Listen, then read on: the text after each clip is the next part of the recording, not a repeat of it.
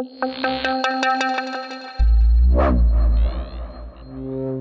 guys, it's Woodcraft CZ again. I'm going to be going through how I made a box for my daughter's little Super Mario figure, which she asked me to protect and keep safe. I'm starting off by using the miter saw to rough cut some timber. I'm doing it in passes not to put any stress on the blade.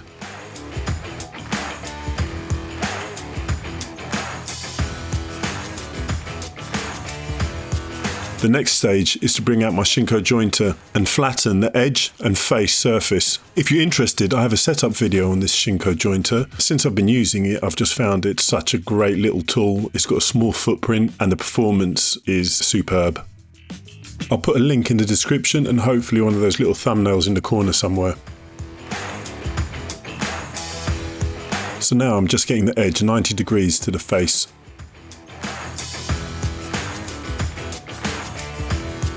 I just want to take the opportunity to say if you guys have been liking my videos, please consider subscribing and smashing that like button. It would mean a great deal for me if you did.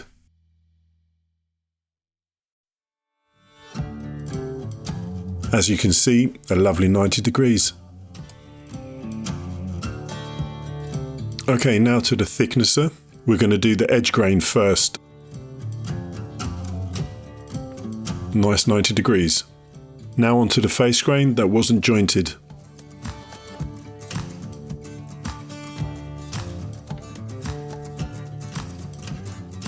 Okay, so now that we've got that nice and smooth, I'm taking it over to the bandsaw. The plan is to cut it into 4 pieces, so we have all sides to the box. I'm using the fit finder by Microjig to find half of the stock, then I'll cut it in half and then further cut it in half. So it gives me 4 sides, essentially cutting it into quarters.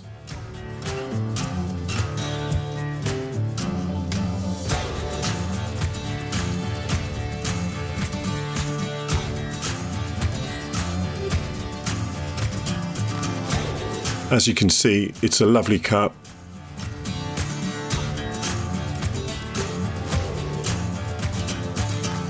Now time to find the halves of the half that I cut.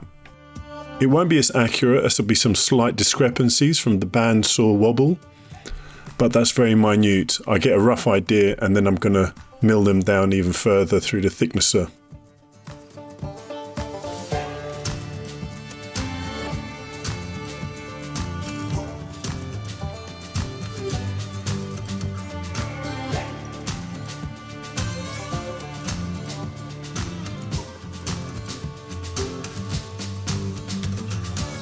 Okay, so taking the 2 inner quarters to the jointer just to flatten the surface.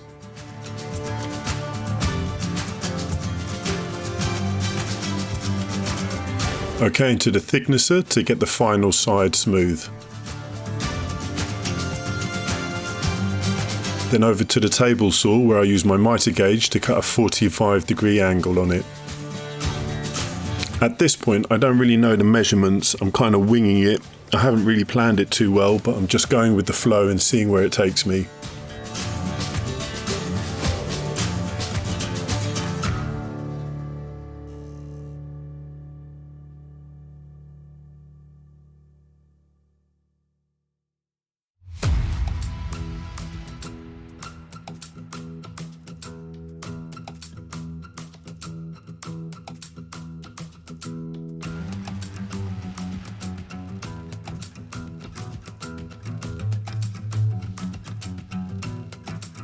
Okay, so here I'm realizing I'm going to need 2 of the sides shorter than the length. I'm using the Mario figure just to get an idea of size and dimensions.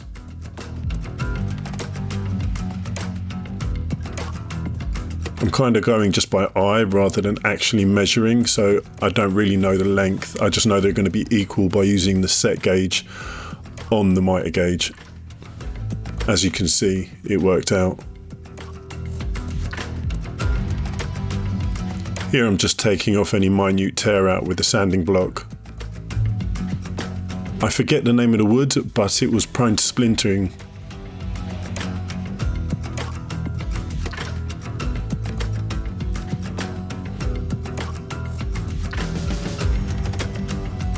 So here I'm just butting up each panel to a straight edge, just to get a feel of the joinery. One thing I realised I have to do is just shorten the depth on the top panel so it can allow for the slide to raise up. It will be more apparent later on in the video. I'm just taking off about 10 mil.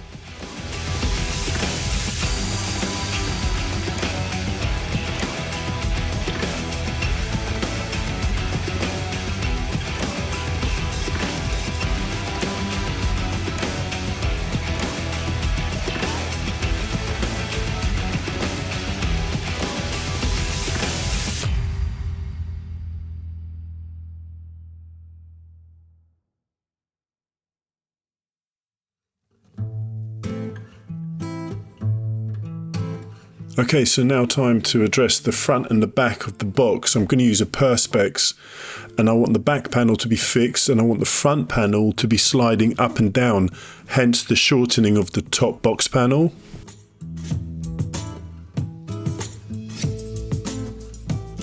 I'm using a Dremel cutter to rough cut the perspex. I hate working with perspex, that's why I don't often do it. It just clogs up all the machinery and it's just a pain to clean.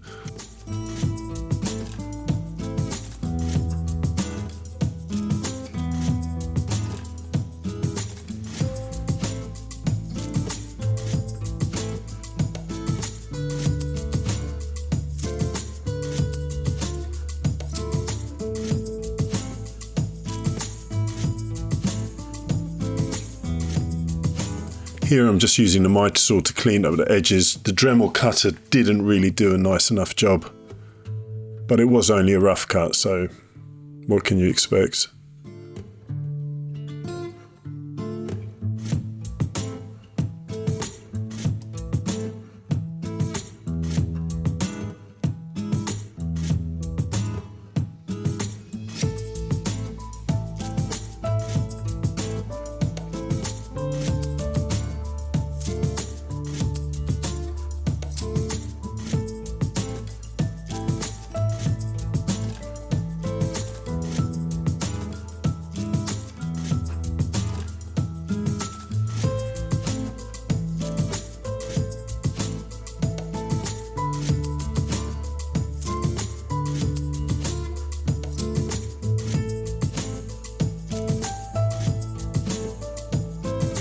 Okay, so here I'm just changing the blade into a flat grind blade. Flat grind blades are basically where the teeth are perpendicular to the body of the blade, so it's a 90-degree cut. Whereas regular blades, they have angled teeth which leave a sort of V groove in the cut. Having the flat grind blade means that if I'm going to cut a groove, it's going to be at a 90-degree angle to the cut. So this will allow me for the perspex to slide nicely without anything catching in the groove, if that makes sense. I'm really bad at explaining it, but I hope you understand what I'm trying to get across. I'm just measuring the depth of cut. I think I went for 5 mil.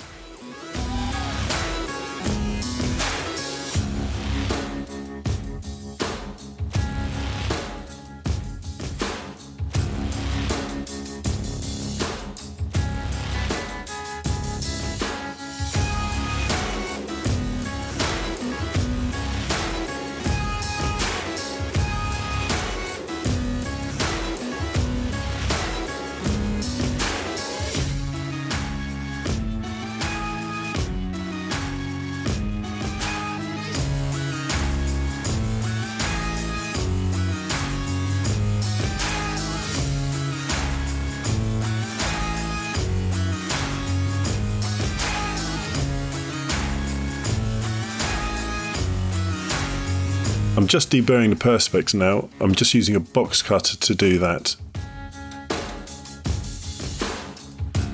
Just going to put a dry fit together and see how it gels. It's looking pretty good to me. I think we'll take it to the next stage. And this is where the front panel just slides in and out. Well, that's the idea anyway.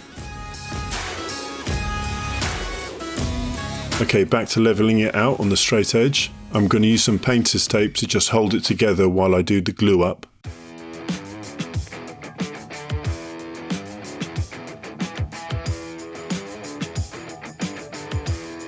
I've really been liking Titebond's Quick and Thick recently, so I'm using it again here.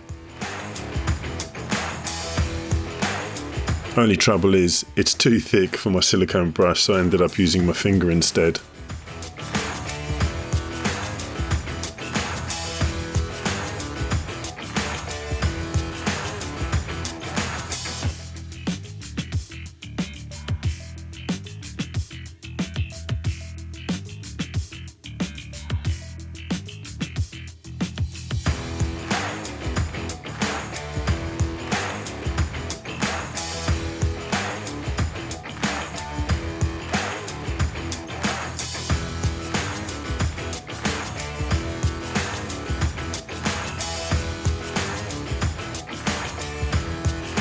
So just using a framing clamp to get it nice and square.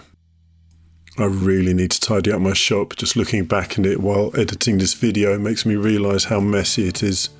Let me know in the comments, guys, if you've got a messy shop or if you've got a super clean shop or somewhere in the middle. Okay, so I'm just using a straw cut at roughly 45 degrees so it brings it to a point to clean up any glue spills. I just run it along the edges and the glue goes into the straw, which I can remove by hand just using the tissue paper. Okay, so now I'm just finding centre on the front panel of the Perspex so I can drill a thumb hole or a finger hole so my daughter can slide it up and get access to Mario when she wants.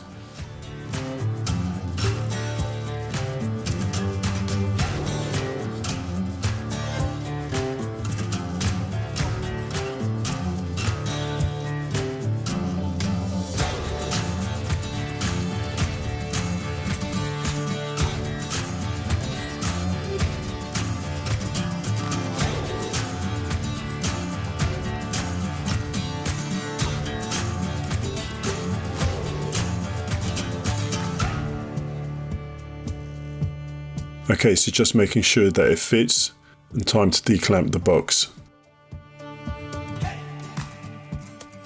Looking good so far, I'm pretty happy with how it's going. So now I'm just going to use some CA glue, aka super glue, to secure the back panel of Perspex in place.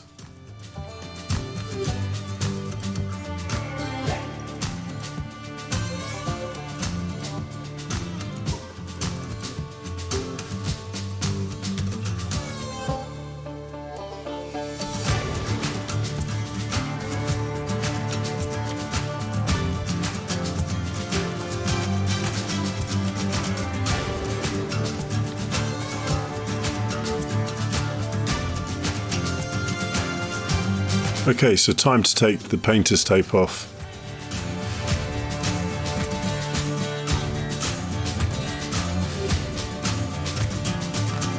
Once again, just taking some of the edges off with a sanding block. It's a fine grit and it's just a very soft finish. I'm making sure I go over all the edges before I hand it off to my daughter. I don't want her catching her finger on any splinters that go amiss.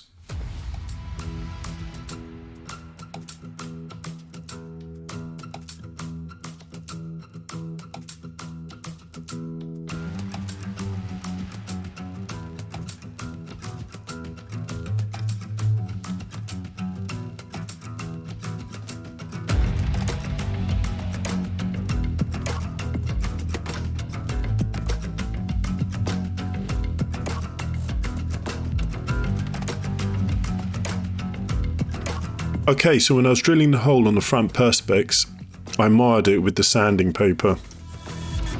I don't work with Perspex a lot, so I wasn't sure what to do.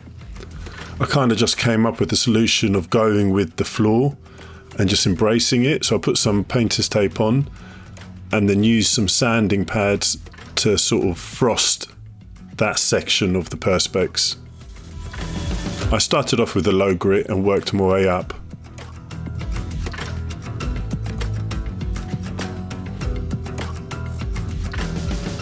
I think I ended up finishing on a wet and dry 1200 grit.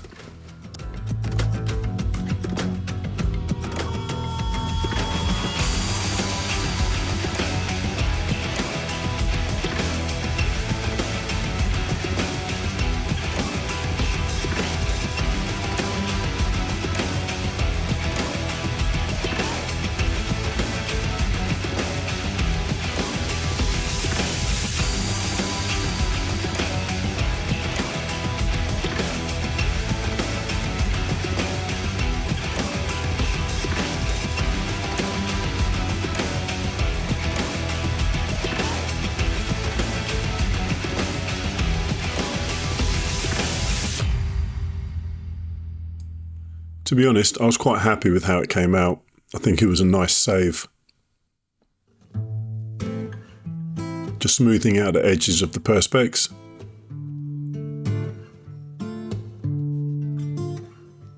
Yep, I'm pretty happy with that.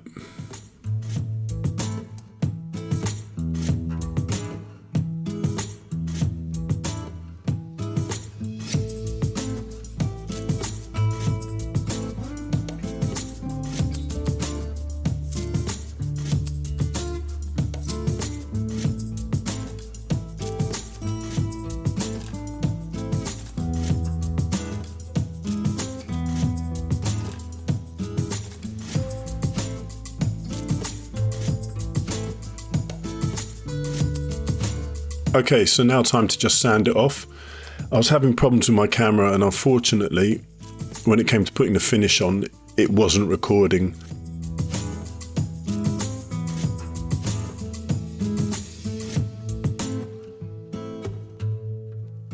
I only used 2 grits on this, 120 and 240, and then I just finished it with tung oil. Okay, so the next stage in the build was to build a sort of mount for Mario to sit on. I had this block of exotic wood laying around. I don't know, I think it was an offcut from a previous build. So I decided to cut it in half and glue it together. I think it consists of maple, cherry, purple heart, and a thin centre piece is rosewood.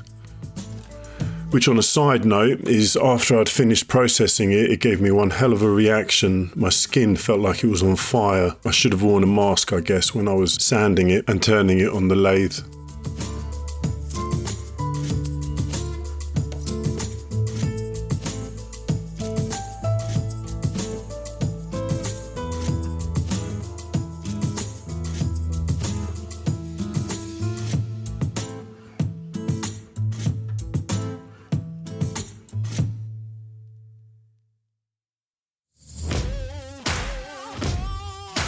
Yeah, so unfortunately after this glue up, I went to turn it on the lathe, but again my camera has been acting up and it wasn't recording, so unfortunately I've missed the process.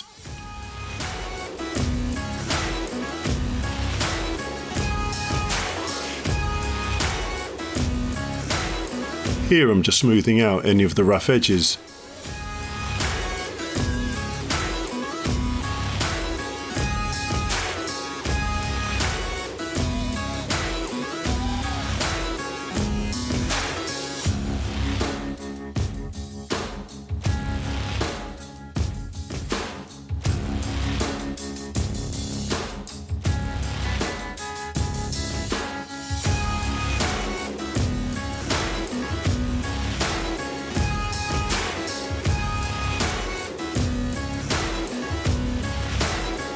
Okay, so now I'm just finding centre on this block.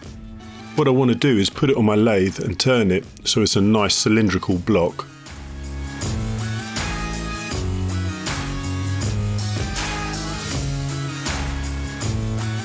Before I do that, I just want to cut the edges off so it's close to circular as possible.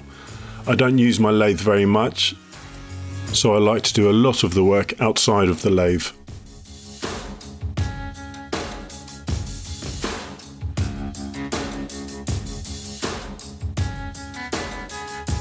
Just using the bandsaw to take the edges off. I've got to say, this thing is a beast.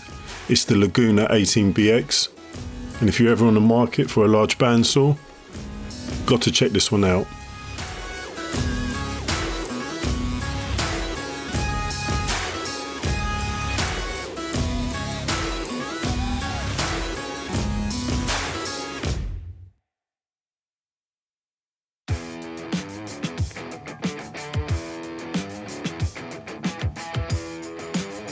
Back to the sander to even further the smoothness.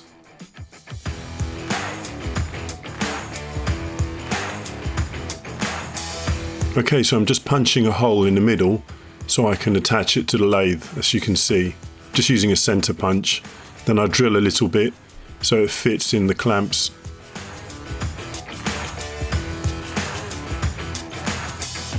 If you're watching this and you're a wood turner, forgive my ignorance. I'm not sure on the terms of the clamping utilities on the lathe.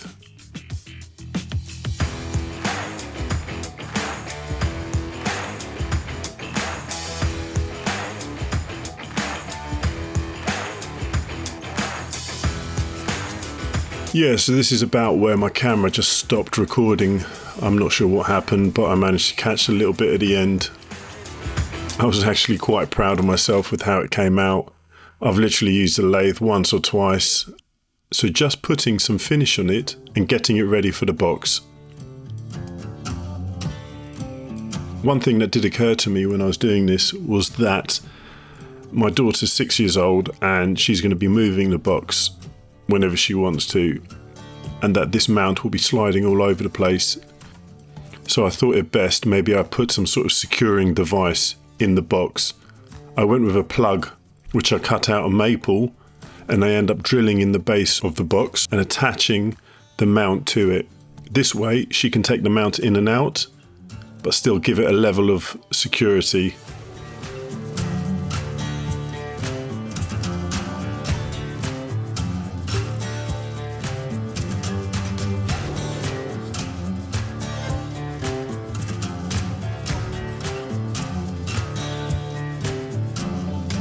Okay, so drilling the hole into the box, it didn't fit in my pillar drill, so I used a drill guide to get a 90-degree hole into it. But first, I'm just drilling a little hole into the base of the mount.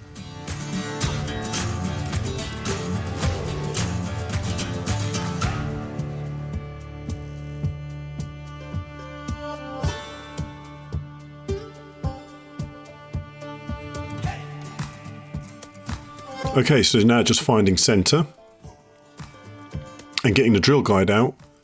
If you want to know more about this drill guide, I've got a review of it on my YouTube channel. I'll put a link in the description along with a Shinko jointer, and I'll see if I can put one of those little windows in this video somewhere right about now.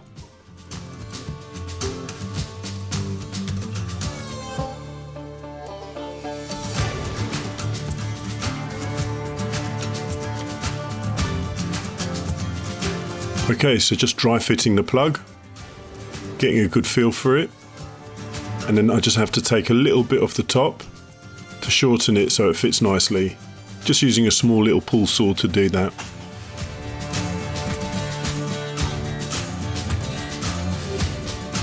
Now time to add some glue and get it fitted. Okay, so the final stage to the mount is to route a small little dip into the top of it so the Mario figure doesn't slide about on top of the mount. I'm using my shape of origin to do this, just by setting up a simple circle and doing a pocket cut. I'm putting the dimensions on the bit of plywood just for mental note. If you haven't used the shape of origin, they're a great tool. Bit on the pricey side, but they really are, to me, worth the money. Here I'm just programming the circle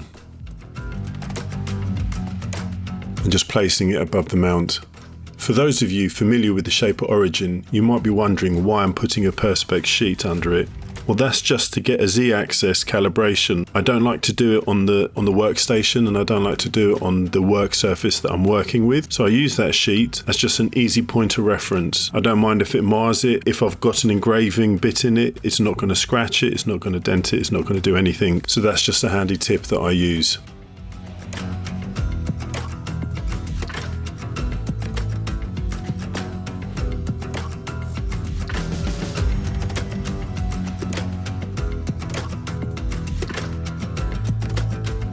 Okay, so I'm just pretty much cutting the circle out in stages. I do passes of about 2 millimeters.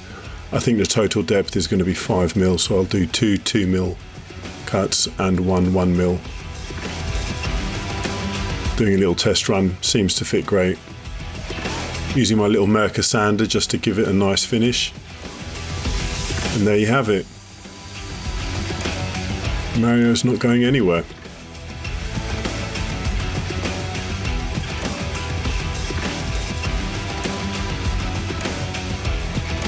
And here you have it, guys. Here's a finished product. My daughter was very happy with it, and she's got it on her display shelf. Let me know what you think in the comments, guys. Or if you have any questions, feel free to drop them below, and I'll do my best to get back to them.